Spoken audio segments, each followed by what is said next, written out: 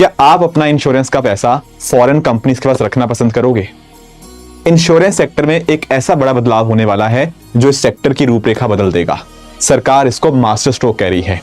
दरअसल में इस बिल का नाम है सबका बीमा सबकी रक्षा बिल। लोकसभा राज्यसभा से ये पास हो चुका है। अब इस बिल के माध्यम से क्या किया गया है, 100% एफडीआई इंश्योरेंस सेक्टर के अंदर अलाउ किया गया है। दोस्तों, अगर आपको याद हो, पहले 26% होता था, फिर आगे जाके बढ़ा के 49% हुआ। 2021 में इसको 74% किया गया एंड अब फाइनली जाके इसमें 100% यहां पे किया जा रहा है। सरकार का कहना यह है कि जब हम विकसित भारत बनेंगे 2047 तक, तो हमारा लक्ष्य है इंश्योरेंस फॉर ऑल का।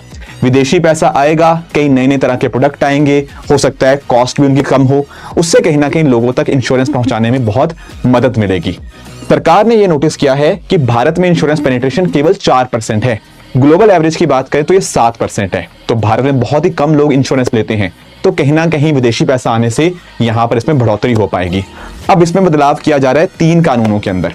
पहला है आपका इंश्योरेंस एक्ट 1938 का, 100% एफडीआई रहेगा एंड साथ ही साथ अब इंश्योरेंस कंपनीज अपनी फुली ओन्ड सब्सिडीज भारत में खोल पाएंगी या फिर किसी भारतीय कंपनी को वो ओन भी कर सकती हैं। ये सबसे बड़ा बदलाव।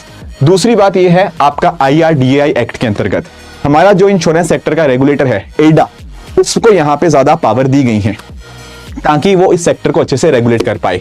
कंप्लायंसेस को यहां पे कम किया जा रहा है। और उसी तरह से अगर हम बात करें LIC की भी, तो LIC के भी पावर्स जो हैं वो बढ़ाई जा रही हैं ताकि LIC भी अच्छे से काम कर पाए, अपने ऑफिस को आराम से खोल पाए और सरकार का हस्तक्षेप भी यहां पे कम हो।